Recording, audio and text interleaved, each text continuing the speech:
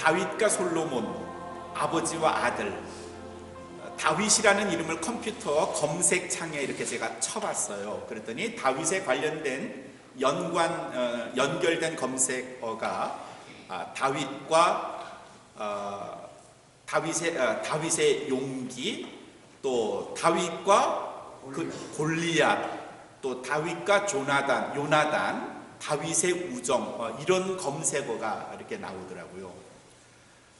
그의 아들 솔로몬에 관한 검색어를 또 이렇게 딱 쳐봤더니 뭐가 나올 것 같아요? 솔로몬 하면 솔로몬의 지혜. 또 뭐가 나오겠습니까? 이런 것도 나왔어요. 솔로몬 저축은행, 솔로몬 신용정보, 그리고 솔로몬 학원이 꽤 있어요. 그러니까 학원 이름에 솔로몬을 붙인 게 꽤 많은 거예요. 다윗과 그 아들 솔로몬을 이렇게 연관 검색어로 비교를 해보면 다윗은 상당히 신앙적인 쪽에 많이 치우쳐져 있고, 솔로몬은 어느 쪽으로 집중이 되어 있는가 하면 지혜와 부귀영화 쪽으로, 은행, 신용, 학원 이런 데로 많이 연결이 돼 있어요. 그만큼 다윗이 위대한 왕이라 생각이 들지만 가만히 들여다보면 솔로몬은 다윗이 비교할 수 없을 정도로 부귀영화를 누렸던 왕입니다. 다윗은 참 젊었을 때 험한 시절을 많이 보냈어요. 골리앗과 싸우고 장인에게 쫓겨 10년을 다니고요. 어렵고 힘든 목숨을 잃을 뻔한 사건들도 있었고요. 말년에는 아들 압살롬이 배반하는 일도 겪었고요. 그에 비해서 솔로몬은 40년 동안 그가 통치를 했는데 정말 태평성대를 누렸어요. 정말 하나님으로부터 축복받은 왕이에요. 솔로몬이 어떤 축복을 받았는가를 한번 꼽아볼까요? 그의 가문을 먼저 보죠. 그의 가문, 그의 아버지가 다윗이에요. 다윗의 아들이 되었다는 것만으로도 솔로몬은 엄청난 축복을 받은 거예요. 왕가 출신이죠, 그렇죠? 로얄 패밀리입니다. 두 번째는요, 그 솔로몬이 다윗의 아들이긴 했지만 서열 10번째였습니다. 어머니가 정식으로 결혼하지 않은 어머니 밧세바였고, 그리고 위로 따지면 제일 큰 아들 암논으로부터 쳐도 10번째 아들이에요. 그러니까 왕이 서열로 따지면 절대로 왕이 될 수 없는 서열임에도 불구하고 왕권이 10번째 아들 솔로몬에게 넘어갔어요. 그럼 다른 그 형들이 왕위를 바라지 않았겠다, 그런 생각하세요? 아니요, 천만에요. 셋째 아들 압살롬은요, 왕이 되려고 아버지를 죽이려고 했고요. 그 밑에 아도니아 네 번째 형도요, 자기가 왕이 되려고 자칭 왕으로 스스로 왕의 즉위식을 하다가 결국은 죽게 되죠. 형들이 왕이 되려고 혈안이 됐는데도 왕권은 10번째 아들 솔로몬에게 넘어가요. 그거 보면요, 그는 참 하나님으로부터 큰 은혜를 입은 사람이에요. 세 번째는요, 오늘 말씀 9절에 보면, 9절 끝에 보면 하나님께서 그에게 2번이나 나타나셨다 하는 말씀이 있어요. 하나님이 아주 가깝게 생각한 겁니다. 하나님이 그를 아주 사랑하셨다는 증거예요. 네 번째는요, 다윗이 그렇게 하나님의 성전을 지으려고 했어요. 그는 많은 땅을 점령해서 조공을 많이 받았고요, 많은 은과 금과 좋은 나무들, 석재들을 모아놓고 하나님의 성전을 지으려고 하나님께 허락을 구했죠. 그랬더니 나단 선지자가 하나님께 구한 바, 하나님이 다윗아, 네가 열심히 모으기는 했지만, 성전 건설할 준비는 됐지만 너에게 내가 허락하지 않고 내 아들에게 허락하겠다 그랬거든요. 그래서 솔로몬은요, 모으지도 않았는데 아버지가 모은 그 엄청난 재산으로 하나님의 성전을 짓는 영광을 누리게 돼요. 다섯 번째는요, 솔로몬은 역대 어느 왕보다도 무엇이 출중했다? 지혜가 출중했다. 아인슈타인이고요, 그의 IQ가 189라는 알려지지 않은 소식에 의하면 어떤 사람들보다도 뛰어난 지혜를 가지고 있고요. 열왕기상 3장에도 보면요, 우리가 잘 아는 두 여인이 한 아이를 놓고 서로 싸우다가 재판에 가는데 그 아이를 향해서 솔로몬은 뭐라 그래요? 야, 칼로 반토막 내. 그래서 결국은 그 아이의 본 엄마를 찾아주는 사건이 나오죠.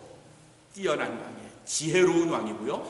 멀리 시바에서는 그 뛰어난 왕을 만나기 위해서 그 솔로몬 왕을 시바 여왕이 찾아왔다 하는 내용이 열왕기상 10장에도 기록이 되어 있어요. 여섯 번째는요, 얼마나 하나님으로부터 축복을 받았는가 하면 물질이 엄청나게 많았어요. 열왕기상 10장 중간부터 보시면은 이 솔로몬이 받은 물질이 1년에 그가 점령한 다른 나라들로부터 조공, 세를 받는 거죠. 세를 받는데 그게 금 666달란트다 그랬어요. 666달란트. 이게 얼마나 되는지 뭐 얼른 감이 안 와요. 한 달란트가 1달란트가 금으로 말하면 34.272kg이에요. 그러니까 34.272kg을 666 하면 23,000kg이에요. 뭐가? 금이. 금 23,000kg이 또 얼마나 되는지 잘 모르시죠? 설권사님은 탁 오실 거예요. 그렇죠? 금, 제가 이제 금반지를 하나, 결혼반지를 끼고 있습니다. 금을 말할 때 우리는 뭘로 얘기해? 한국말로 하면 옛날 계량으로 하면 돈. 그 다음에 그 돈 위에 뭐가 있죠? 양. 그 다음에 그 위가 뭐죠?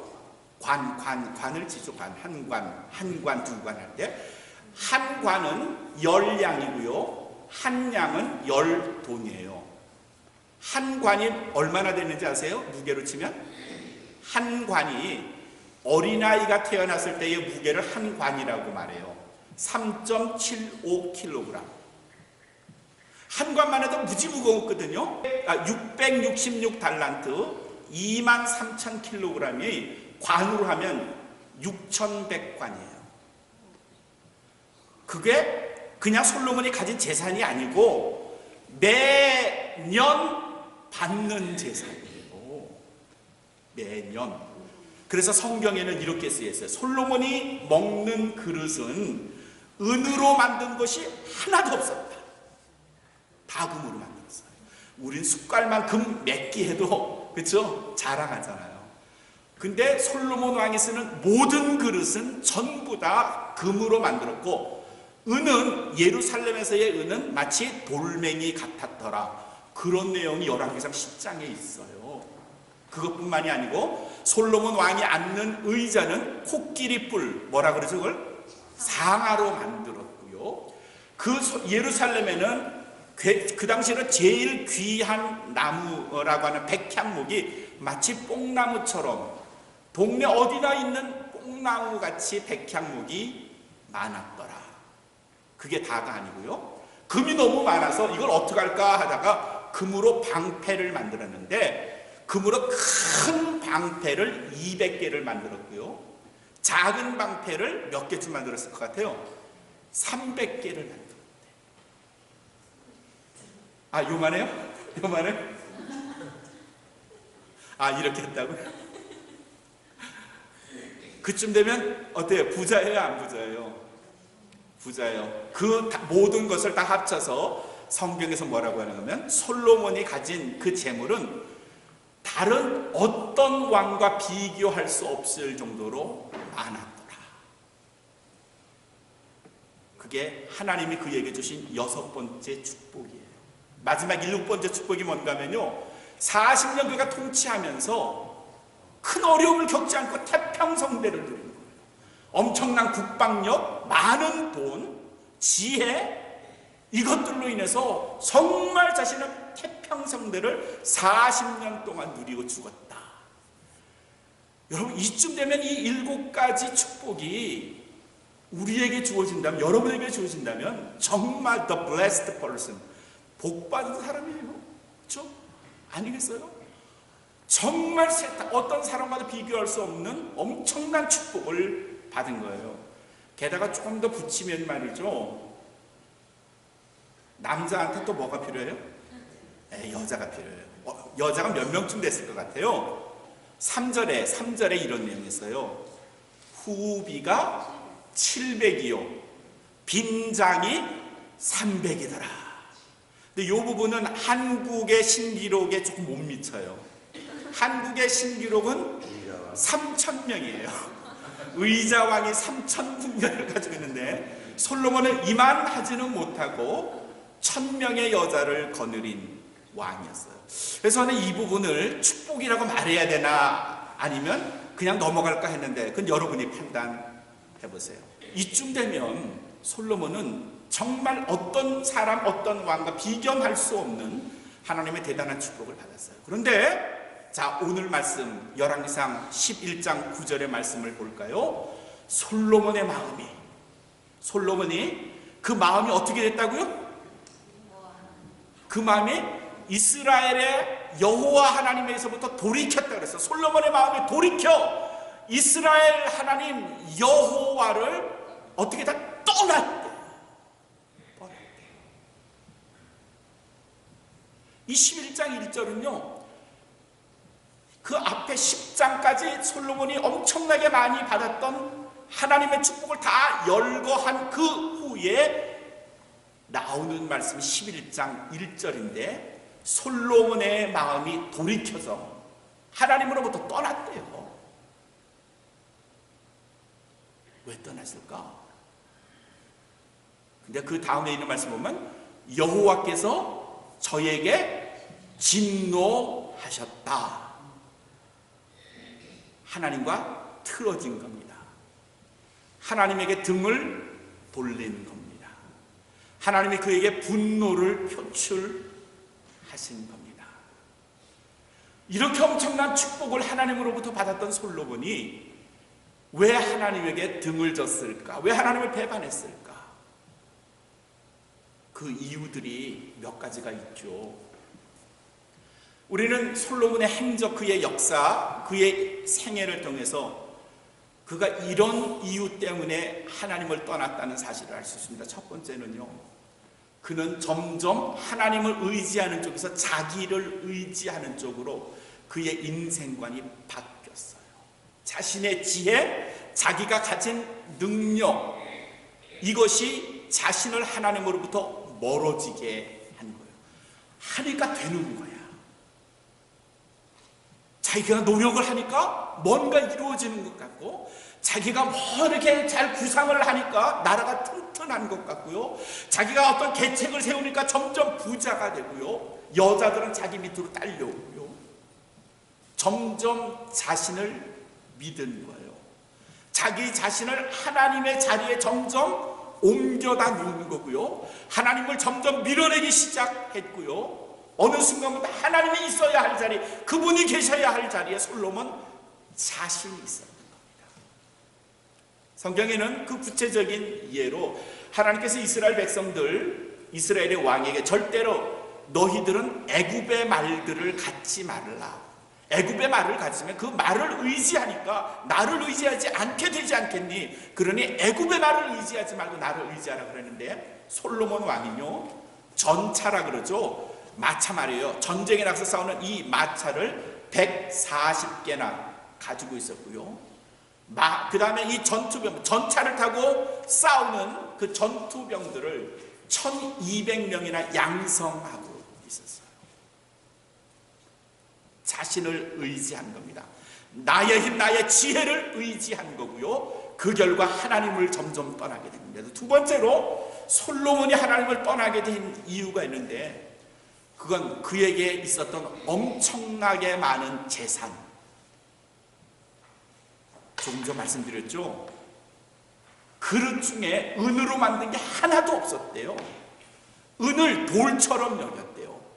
상하, 왕자, 상하로 만든 왕자에 앉아 있으니까 세상이 다 자기 것처럼 보였고요, 그러니 두렵거나 무서운 게 없고요, 그 많은 재물로 무슨 일이 생기면 그걸 다른 사람들에게 줌으로 사람들의 환심을 사게 됐고요. 세 번째, 점점 정욕에 빠진 겁니다.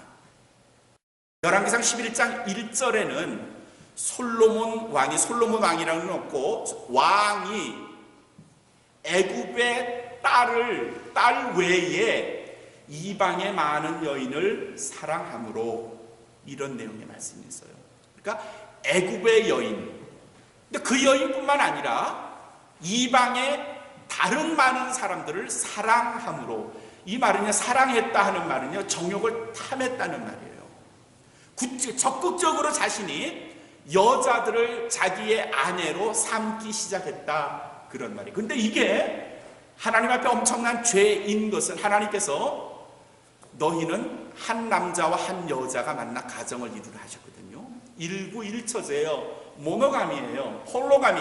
일부 다처, 아니면 뭐 그 반대의 경우 하나님이 허락하지 않으셨거든요. 또 한 가지 하나님에게 아주 중대한 범죄를 저질렀는데, 그건 하나님께서 이스라엘 백성들에게 너희는 절대로 이방 여인을 가까이 하지 마라, 이방 남자로 너희의 사위를 삼지 말라 하셨는데, 왕은 자기가 먼저 이방 여인을 아내로 맞아들인 겁니다. 물론 거기에는 다분히 외교적인 혹은 뭐 정치적인 그런 이유가 있었을 겁니다. 애굽과 친함으로 애굽과 서로 침공하지 않는 평화를 뭐 구축하자, 이런 명분이 있었을 거예요. 그러나 분명한 건 솔로몬이 욕망에 사로잡혔던 왕이었다 하는 사실이죠.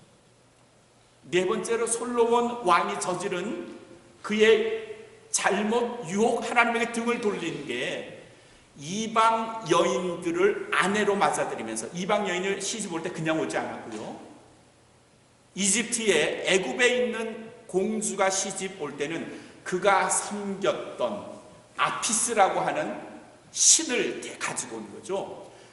왕이시여, 내가 신을 가져왔는데 이 신을 어디다 둘까요? 솔로몬이 내가 지은 하나님의 성전이 있는데 거기다 두시오.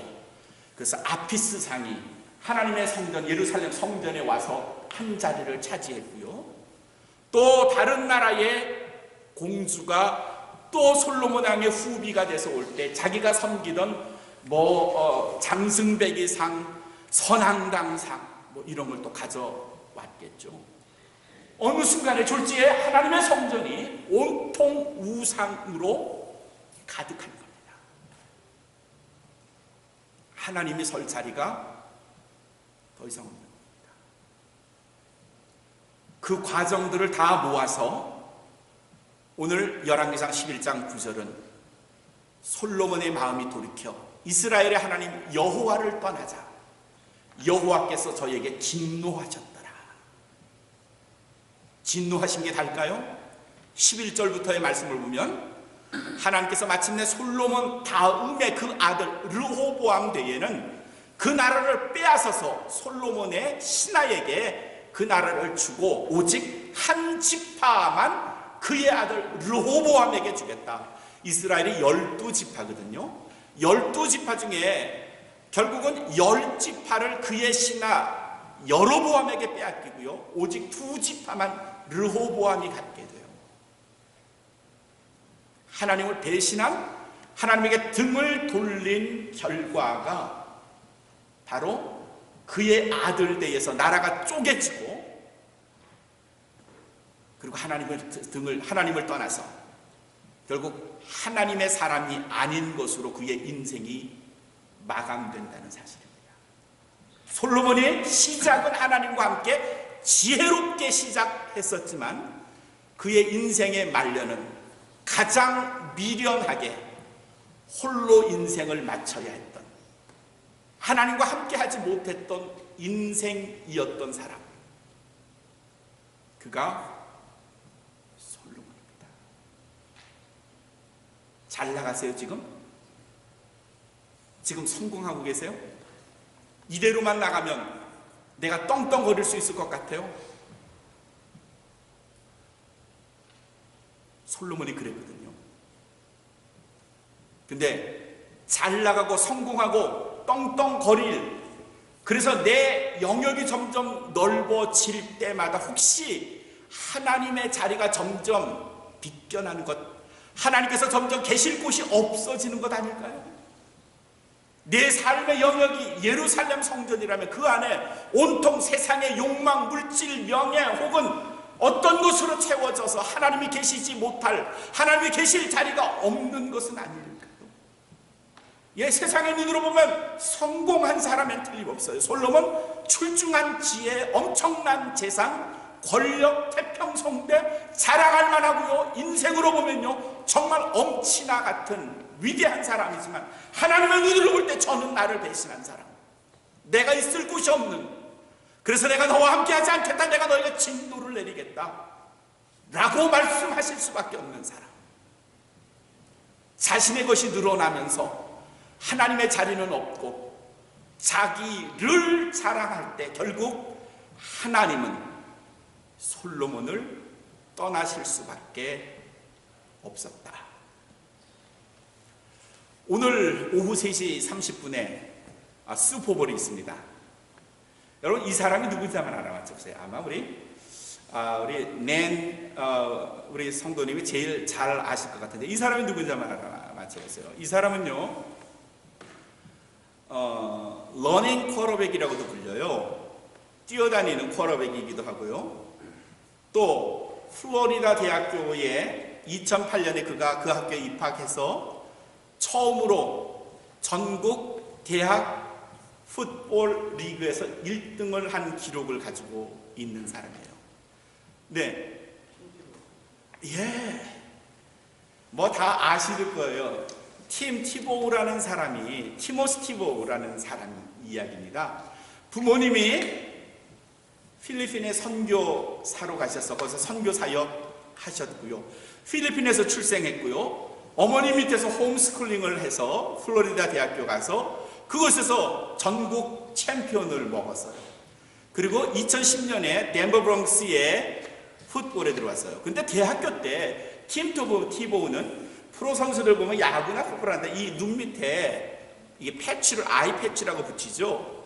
이렇게 검은색으로 붙이는데 팀 티보우는 이 검은색 그 아이 패치에다가 항상 글씨를 썼던 걸로 유명한 사람이에요. 뭘 썼을까요? 요한복음 3장 16절. 네, 요한복음 3장 16절을 썼어요. John 3:16. 그걸 늘 쓰고 운동을 했어요. 맨 처음에 사람들이 저게 뭘까 했는데 텔레비전으로 클로즈업하고 가까이서 봤더니 요한복음 3장 16절 이렇게 쓴 거예요.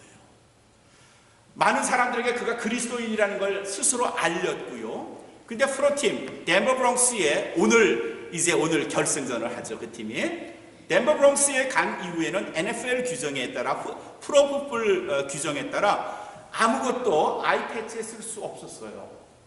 그래서 실망을 했을 거예요. 팀 티보우는 그때부터 요한복음 3장 16절을 눈 밑에 쓰지를 못했지만 다른 액션으로 자신이 그리스도임을 알리기 시작했어요. 그 뭐였죠? 무릎을 꿇고 기도하는 거죠. 이렇게 경기가 끝날 때마다 이길 수도 있고 질 수도 있고요. 그리고 자기가 했던 것이 성공할 때마다 무릎을 꿇고 그 자리에서 하나님께 기도했고요. 자신이 아닌 하나님을 자랑했던 사람이었습니다. 근데 여론의 비난은 늘 있고요. 비아냥거리는 사람도 있고요. 패스를 잘 못하는 쿼터백이라는 그런 오명을 받기도 했고요. 2년 전입니다. 2012년 1월 8일 날 스틸러스라고 하는 피츠버그 스틸러스라고 하는 팀하고 플레이오프 첫 번째 경기를 하게 됐어요. 8강이죠. 경기를 하게 됐습니다. 4쿼터까지 다 끝났는데 23대 23이었어요. 동점이었어요. 연장전에 들어갔죠. 티보우가 자기 그 LOS라고 로스라고 하는 그 라인에서 센터가 공을 탁 밀어줬을 때 그 공을 딱 받고 패스하는 척 하다가 그 다음에 어떻게 했어요? 혼자 들고 뛰기 시작한 거예요. 총알처럼 뛰는데 한 40여 야드를 뛰었죠. 아무도 못 막았어요. 아무도 못 막았어요. 바람처럼 뛰어서 엔드라인 끝에 가서 마침내 터치다운을 했고 승리를 했고요. 그 자리에서 꿇어 엎드려서 하나님께 기도했고요. 난리가 났죠. 환호하고요. 엄청난 정말 축복을 받았고요. 사람들의 축하를 받았고요. 근데 더 놀라운 게 저도 맨 처음엔 어느 한 곳에서 이 이야기를 듣고 안 믿었어요. 그래서 여러 군데 미국 웹사이트 여러 개를 찾아봤는데 확인이 됐네요. 그날 경기한 이후에 늘 팀 티보우는 패스를 잘 못하는 쿼터백이라는 그런 비난을 받았는데 그날은요 무려 10번의 패스를 성공했는데 10번의 패스 동안에 패싱한 총 거리가 얼마인가면 우리 김상국 지사님 너무 잘하시네요. 316야드를 했어요. 316야드 10번에 했으니까 한 번에 31.6야드를 한 거예요. 여러분 316, 31.6 이게 뭐하고 매치가 돼요? 요한복음 3장 16절하고요. 근데 더 놀라운 건요, 그 다음날 한 미디어 리서치 회사에서 발표한 신문 기사인데 그 전날 브롱스가 스틸러스하고 게임했을 때의 시청률이 얼마가 나왔는가 하면 31.6%가 나와요. 코인시던스라고 하죠. 우연의 일치라고 하지만 우리는 그렇게 믿지 않고 이건 하나님이 요한복음 3장 16절을 늘 사람들에게 알리고 다녔던 팀 티보우를 위한 하나님의 작품이다. 그리고 그 기사가 난 후에 구글이라고 하는 서칭 엔진에 요한복음 3장 16절을 찾은 사람이 1억 2천만 명이래요. 믿을 수가 없어요. 그 팀 티보우 한 사람이 하나님을 자랑하려고 하는 그 모든 행위로부터 전 세계의 1억 2천만 명이 도대체 요한복음 3장 16절이 뭔가라고 찾아봤다는 거예요. 그래서 찾아봤더니 한국말로 요한복음 3장 16절이 뭐예요? 시작! 하나님이 세상을 이처럼 사랑하사 성자를 주셨으니 이는 저를 믿는 자마다 멸망치 않고 영생을 얻게 하시니라. 아멘. 두 분이 안 하셨는데 두 분은 스페니쉬로 한 분은 알고 한 분은 영어로 알기 때문에 아마 안 하셨던 것 같아요. 하나님이 세상을 이처럼 사랑하사. 요한복음 3장 16절에서 하나님을 자랑하는 거예요. 많은 사람들이 팀 티보우에게 이야기를 합니다. 당신은 정말 멋진 기적을 만드는 사람입니다. 팀 티보우는 No, I'm not. 나는 차라리 기적을 만드는 쿼터백이라는 소리를 듣기보다는 스포츠 선교사, 쿼터백 선교사이기를 원합니다. 아멘. 나는 나를 통하여 나의 주 예수 그리스도 우리 하나님을 자랑하기를 원합니다. 아멘. 팀 티보우가 작년 12월 30일부로 그의 팀을 떠나서 지금은 ESPN의 대학 풋볼의 분석가 해설가로 이제 전업을 했어요. 그래서 그 일을 통해서도 여전히 하나님을 그는 자랑할 거예요. 고린도전서 1장 마지막 31절에 자랑하려거든 어디서 자랑하라? 주 안에서 자랑하라. 자랑하고 싶니? 주 안에서 자랑하라. 재산을 많이 벌었다고? 사업이 잘 됐다고? 높은 직에 올랐다고? 주 안에서 자랑하라. 그 말은요, 나에게 이런 은혜를 주신 분, 나를 높여주신 분, 나에게 재물을 주신 분은 하나님이십니다. 그렇게 하라는 겁니다. 솔로몬은요, 엄청난 누구와 비교할 수 없는 축복을 받았음에도 그 자랑을 주 안에서가 아니라 주 밖에서, 자기 안에서 자랑했기에 하나님도 그를 떠나실 수밖에 없었습니다. 저나 여러분, 꿈을 이루려고 지금도 열심히 일하시잖아요. 열심히 사시잖아요. 우리 자녀들에게도 네 꿈이 뭐니? 꿈을 위해서 최선을 다하라 말하잖아요. 그렇게 말씀하시는데 마지막에 한 말씀은 하셔야 됩니다. Within the Lord, within the God. 하나님 안에서, 주님 안에서 꿈을 이루어야 돼. 주님을 떠나면 하나님도 너를 떠날 거야. 사랑하는 성도 여러분, 무엇을 이루시려는 것이 우리의 인생이라면 그 범주가 하나님 안, 그리스도 안이 되시기를 주님의 이름으로 축원합니다. 그 밖이 되어 저주받은 인생이 되지 마시고 하나님 안에서 축복을 누리시고 오직 모든 영광을 주께 돌려드리시는 우리 온 마음 교회 모든 가족이 되시길